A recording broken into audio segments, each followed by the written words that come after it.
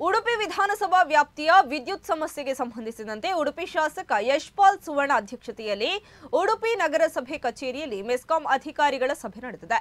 ಸಭೆಯಲ್ಲಿ ಮೆಸ್ಕಾಂ ಅಧೀಕ್ಷಕ ದಿನೇಶ್ ಉಪಾಧ್ಯ ಮಾತನಾಡಿ, ಮೆಸ್ಕಾಂನಲ್ಲಿ ಸದ್ಯ ಜೂನಿಯರ್ ಪವರ್ ಮ್ಯಾನ್ಗಳ ನೇಮಕಾತಿ ಚಾಲ್ತಿಯಲ್ಲಿದ್ದು 2 ತಿಂಗಳೊಳಗೆ ಉಡುಪಿ ಜಿಲ್ಲೆಗೆ 100 ಪವರ್ ಮ್ಯಾನ್ಗಳು ನೇಮಕಾತಿಗೊಳ್ಳುವ ಸಾಧ್ಯತೆ ಇದೆ ಎಂದು ಮಾಹಿತಿಯನ್ನು ನೀಡಿದ್ದಾರೆ. ಬಳಿಕ ಸಭೆಯ ಅಧ್ಯಕ್ಷತೆ ವಹಿಸಿದ ಶಾಸಕ ಯಶ್ಪಾಲ್ ಸುವರ್ಣ ಅವರು ಮಾತನಾಡಿ, ಉಡುಪಿ ವಿಧಾನಸಭಾ ಕ್ಷೇತ್ರದಲ್ಲಿ ಹಲವಾರು ವಿದ್ಯುತ್ ಸಮಸ್ಯೆಗಳಾಗುತ್ತಿದ್ದು ಅದಕ್ಕೆ ಮೆಸ್ಕಾಂ ಇಲಾಖೆ ಸರಿಯಾಗಿ ಸ್ಪಂದಿಸುತ್ತಿಲ್ಲ ಎಂದು ದೂರಿದ್ದಾರೆ.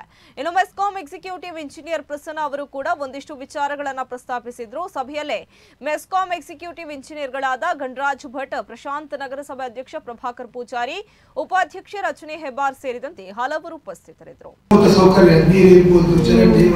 ವ್ಯವಸ್ಥೆಗಳನ್ನು ನಾವು ಜನರಿಗೆ ಅವರ ಬೇಡಿಕೆಗೆ ಅನುಗುಣವಾಗಿ ಕೊಟ್ಟು ಬಹುಶಃ ಅವರ ದಿನನಿತ್ಯದ ಜೀವನಕ್ಕೆ ನಮ್ಮ ವಿದ್ಯುತ್ ಕರೆಂಟಿನ ವ್ಯವಸ್ಥೆ ಕೂಡ ಅತಿ ಅಗತ್ಯ. 24 ಗಂಟೆ ಒಳಗೆ ವ್ಯವಸ್ಥೆಗಳಾಗದಿದ್ದಲ್ಲಿ ಬಹಳಷ್ಟು ಅಸ್ತವ್ಯವಸ್ಥೆಗಳು ಆಸ್ಪತ್ರೆಗಳಲ್ಲಿ ಇರ್ಬೋದು, ಬೇರೆ ಬೇರೆ ಕಂಪನಿಗಳಿಗೆ ಇಲ್ಲಿ ಅವರ ವಸ್ತುಗಳನ್ನು ಡೆಲಿವರ್ ಮಾಡಲಿಕ್ಕೆ ಬೇರೆ ಬೇರೆ ರೀತಿಯ ಸಮಸ್ಯೆಗಳು. ಅದರಲ್ಲಿ ವಿಶೇಷವಾಗಿ ಇವತ್ತು 24 ಗಂಟೆ ಅಲ್ಲ, 36 ಗಂಟೆ 48 ಗಂಟೆಗಳ ಕಾಲ ಕೂಡ ನಮ್ಮ ನಗರ ಭಾಗ ಇಂದ್ರಾಳಿ ಭಾಗದಲ್ಲಿ ಮರ ಬಿದ್ದ ಸಂದರ್ಭದಲ್ಲಿ ಬಹಳಷ್ಟು ಸಮಸ್ಯೆಗಳನ್ನು ನಾವು ಎದುರಿಸಿದ ದೃಷ್ಟಿಯಲ್ಲಿ ನಗರಸಭಾ ಸದಸ್ಯರ ಒಂದು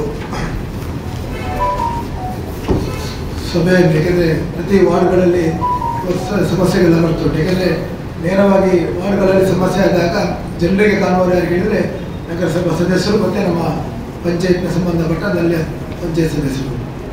ಅವರ ಕರೆಗಳು ಬಂದ ಸಂದರ್ಭದಲ್ಲಿ ಜನರು ಪದೇ 24 ಗಂಟೆ ಅವರಿಗೆ ಕಾಲ್ ಮಾಡ್ತಾರೆ, ರಾತ್ರಿ ಬೆಳಿಗ್ಗೆ ಅಂತ ಅನಿಸುತ್ತೆ.